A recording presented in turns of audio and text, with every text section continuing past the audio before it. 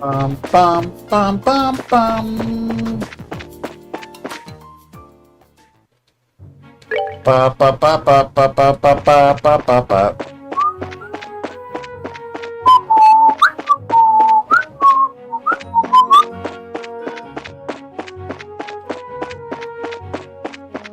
Do do do do do do do do. But unlike the last area's tower, this one's actually mandatory.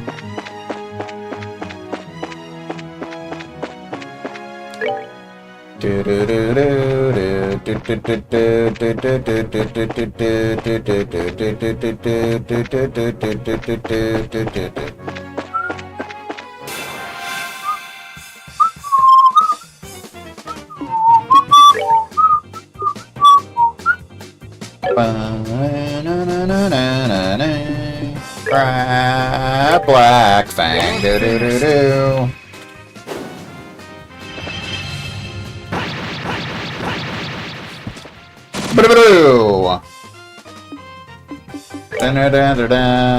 Final break. Take this! Final break! Final break. Beautiful. We got all three of them. The magic of Care for a rematch? the magic of AOE S-crafts. Okay, Agate still doesn't gain much experience since he's so high leveled. Another Crest Charm. There you go.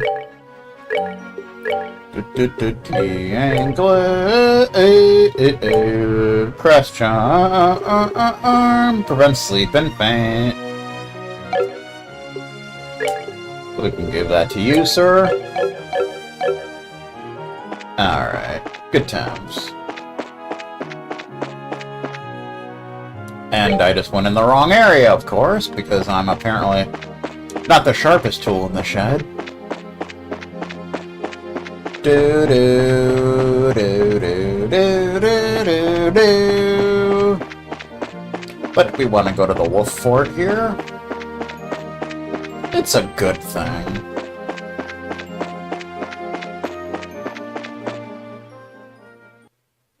Oh, wait. I never gave you Action 2. That was dumb of me. Action 2. Where is it? There it is. Like, for some reason I couldn't see it. That gives you anti-sap and gives you 2 more speed. Pretty good. Bum bum bum bum bum bum. Chickens. Fresh eggs.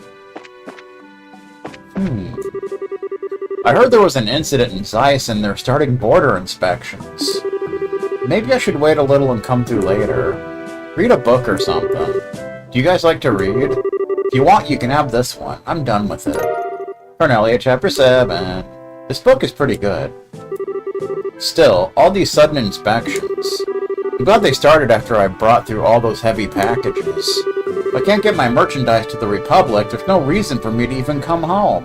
There's no reason for this! That's garbage.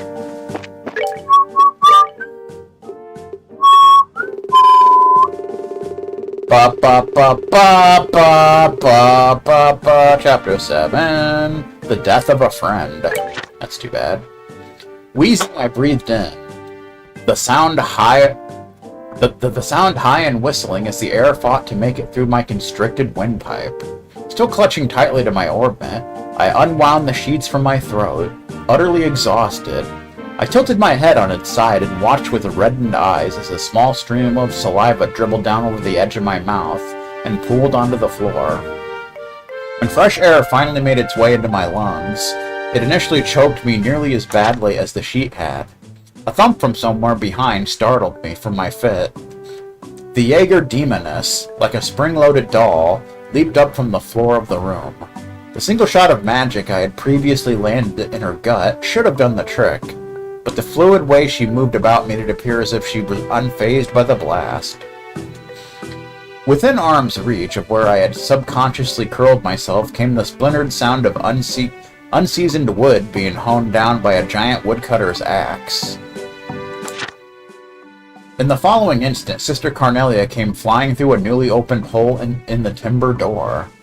Her entry punctuated by a cloud of splinters. That's too bad. Her arms as pliant as whips.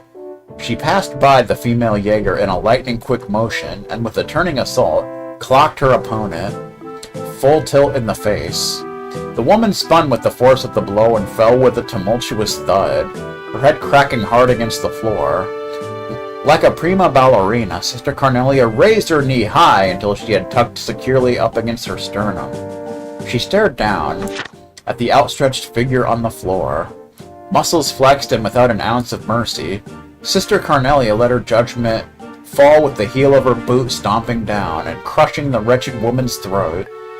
As I witnessed the grotesque and unsightly scene, Sister Carnelia gave me a quick glance in my direction and beckoned me on, then with a nimble hop into the unknown before her. She cleared the broken window frame and lighted to the ground below, quickly scraping my belongings together. I made after her, in the same manner as she had left. Out the window with the two-story drop to the cobblestone side road below, Billy style. Waiting close by and helping to break my less-than-elegant fall, Sister Carnelia led me on as we took flight along the avenue, brightly lit by the morning sun. A deafening blare from an orbital engine's whistle indicated that the first train was about to depart. Sister Carnelia immediately pulled a ticket from out of her coat pocket and held it out to me from the side. Hopefully it wasn't a digital ticket. Reaching for the fluttering strip of paper between her fingers, I realized that I was still carrying the bar of soap from before, so I chucked it, not caring where it landed or who it might hit. Be careful with that, man.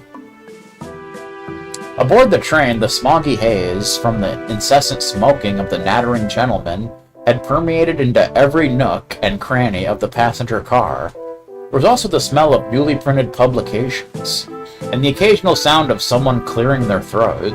It felt rather awkward to have boarded a train bound for the Imperial City with my bag still in hand. "Do you know what your problem is, Toby?" Sister Carnelia remarked. "You're just like that orbman of yours." Using her white handkerchief, she staunched the flow of blood from my leg, which had been lacerated by the spinning arrow blades of the magic. Once you get yourself into trouble, you keep digging yourself in deeper until someone comes along with a billy club and whacks some good sense into you. Placing a folded magazine on my lap, possibly Electronic Gaming Monthly, she tapped on it with the nail tip of her index finger, indicating that I should read what was inside. It was probably a review of Trails in the Sky. It was a copy of the Imperial Chronicle, which had been published just that morning. A several-lined article, buried pages behind more titillating news, told of the suspicious death of one Orbital factory owner somewhere within the capital. This was the first time I had ever become aware of Mick's real age. Sister Carnelia continued her lecture as she mercilessly upbraided me for my reckless behavior. "You missed being caught up in all this by a hair's breadth," she informed me coolly. At a loss for words over the shock of Mick's death, I put the magazine away in my trench coat pocket. Another 5 minutes in that shop and you would have gone to meet your maker too. I shook my head, and with trembling lips let my thoughts fumble out of my mouth. "I just don't get it. Why did Mick have to die?" Images of Mick's cold body behind the counter alternated in my mind, with that of the lump of metal scrapped in scraped paper. Why do people have to die? To make life important. Just what the hell had I been carrying all this time? And why did anyone have to die over it? I pondered at length, as my phone starts ringing randomly. Sister Carnelia met my eyes and held them. "Because it's an artifact," she said simply. "An artifact?" I scoffed as I blew off her answer. "It's not like I haven't carried a bunch of them before." Artifacts, in short, were the remaining legacy of an ancient civilization, and the generic term for any unidentifiable mechanism which resembled that of an orbman. I'd spent my days as a courier smuggling any number of those items under the false pretense that the goods I was carrying were nothing more than rare antiques, and readily placed them in the hands of those aristocrats, amongst whom they were especially in vogue. And for the most part, my current possession appeared as though it belonged in the same group as the others. Personally, I could find no other value in the collecting of these artifacts, besides the indulgence of oneself in a decadent hobby.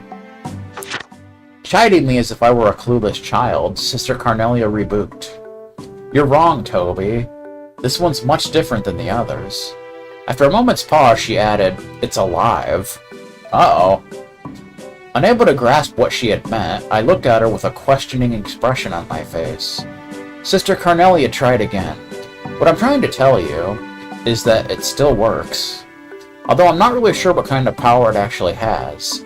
It was unearthed during an excavation within the Empire's territory about 30 years ago."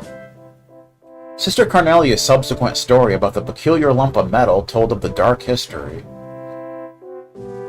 surrounding a group of aristocrats who relentlessly sought after it.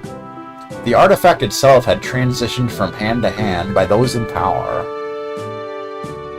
As one after another, they were murdered while slumbering in their bedchambers. Then, at the end of the 100 Days' War, its whereabouts were said to have been lost. Strangely enough, it finally turned up in the capital after all this time, she said, finishing up the account. An announcement chimed in the passenger car notifying those riding of the scheduled time of arrival. Sister Carnelia uncrossed and recrossed her long legs. The one who was after that artifact hired that Jaeger Corps to bring it to them, whatever the cost. So as a result, I was dispatched by the church in order to protect both you and it from falling into their hands. I sat staring down at the bag resting next to my feet as we approached our destination, and the moving train quietly began to lose speed. And thus concludes Chapter 7. Alright, good times. Let's see what else is going on here before we head to the tower. We're in the middle of inspections now. There was some big incident in Zeiss, says Kurt Henning. Lately we've been stepping up all of our border investigation procedures. Private Brom fell asleep again.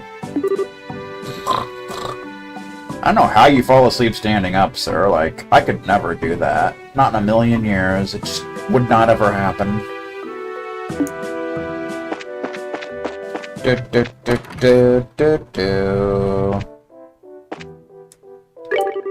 I heard about what happened in Zeiss. How terrible for everyone living there. But still, you've got to be more than 60% brass to hit the central factory like that. That's a shame. Brass tacks, even. Whoever they are, they can't just be some petty crooks. Bum bum bum bum bum bum bum bum. Another Rufus.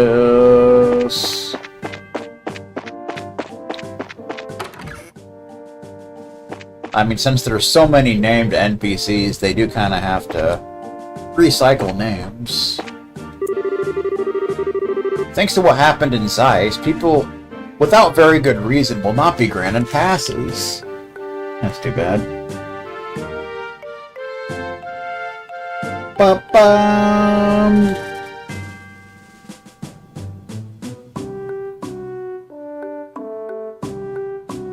Bum bum bum bum bum bum. I'd rethink things if you're planning on going to the Republic. Well, we're not going to the Republic. The attack was a huge deal, and it's slowing down customs. So that sucks. We just got an emergency message. This base is now officially on alert. It seemed that the incident in Zeiss was the work of some well-organized criminals. It wouldn't surprise me if spies from another country were involved in it too. Probably. Spiz eyes, even.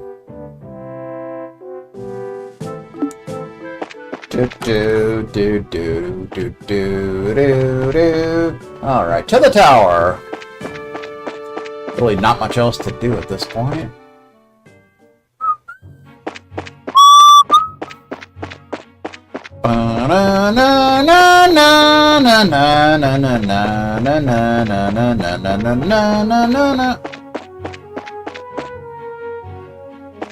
We could get another crack at the Shining Palm via the Shadow Spear method, of course. Bum bum ba bum bum bum.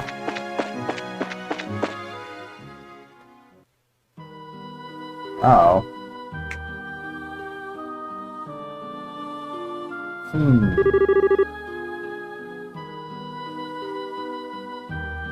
So this is the Carnelia Tower. Are the kidnappers really holding the professor here?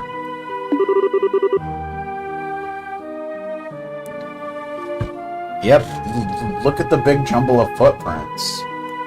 Whose footprints are these? If you need a hiding place, this would probably be a good place for it. Look out! More Dobermans! Monsters! Heh, as I expected.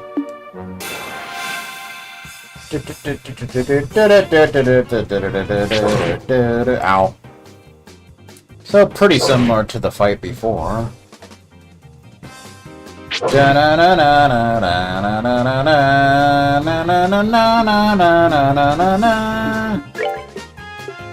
Do a little white kahana.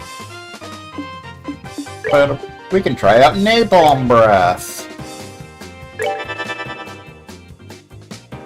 Oh, I didn't see that dude there.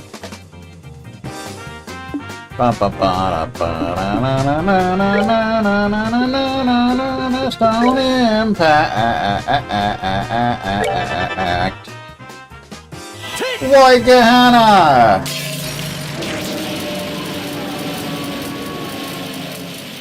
Boom! Napalm breath. Ooh, that's some powerful stuff. I like it. And stone impact.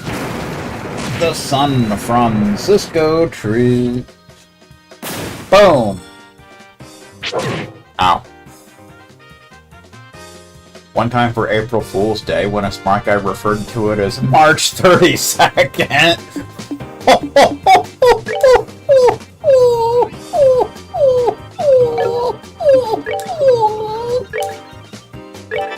Classic. White kahana! Boom shakalaka! Ow, that was kind of rude, sir. I'm not gonna lie, that was fairly mean. You shouldn't do that kind of stuff.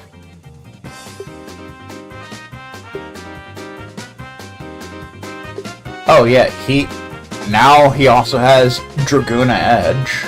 Sends out a flaming wave attack, does penetrate and impede, which is nice.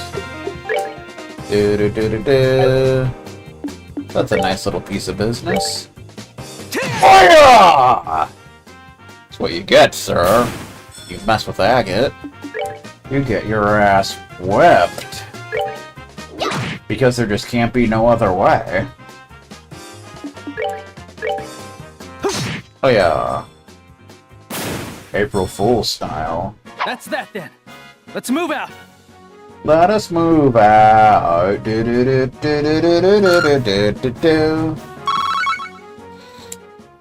Good times. What are monsters like that doing here? Oh, maybe... So, it's just a coincidence they live in the tower. So here you want to say, they're tied somehow to the men in black clothes.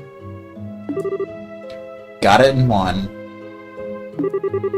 They've probably been trained for combat by our little friends in black. trained? Ever since I started checking these guys out, I've gotten attacked by monsters constantly. That's a shame. Ain't no way that's a coinkadink. I see. So, that means that the checkpoint up in the mountain pass was attacked because you were there? I guess. It was your old man who assigned me this gig in the first place. One time on April Fool's Day, when Mitch said the radio station would switch to country music.